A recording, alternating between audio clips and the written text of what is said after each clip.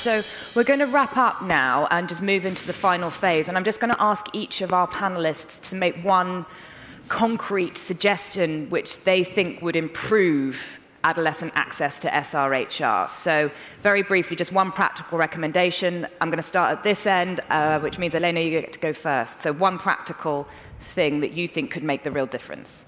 As a global policy person, I would say that governments need to introduce evidence-based policies to support adolescent sexual reproductive health and rights forevermore.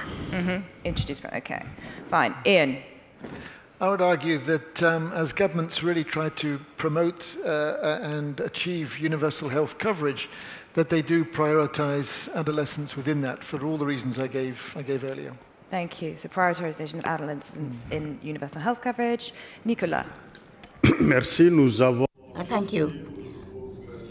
At the level of the government, we've decided that this year will be declared as providing free access to family planning for all women and the population at large, and above all, for young people to use information and communication technology to be able to have access, broad access to information, and also to provide information through ICT to young people.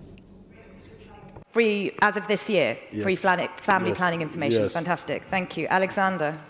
Almost continuing on that, the demand for family planning is there. So this is all about supply.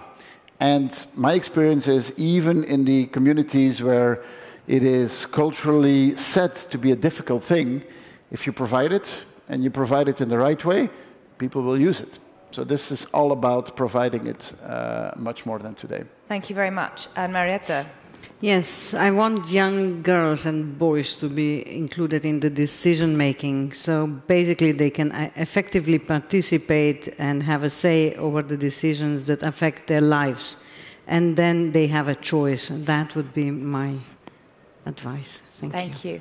And Francina, final thought and recommendation from you. I'd like to add that the European Union must not only invest in this cause, but also use its political influence to work hand in hand with African governments to not only allow a safer playing field and environment for activists like myself, but also to be engaged in community sexual and reproductive health and rights.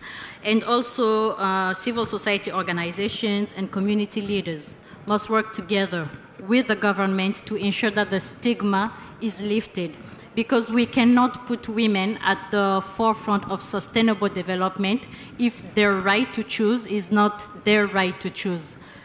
At the end of the day, if she decides, we're equal. So governments, the EU, community leaders, and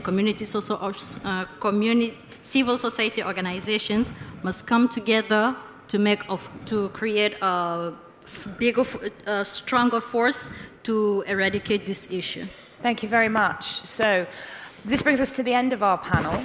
I'd like to thank all our guests for their very frank and heartfelt testimonials. I know they're boiling, so I'm going to get them off the stage very quickly. Don't worry, this is a very short conclusion.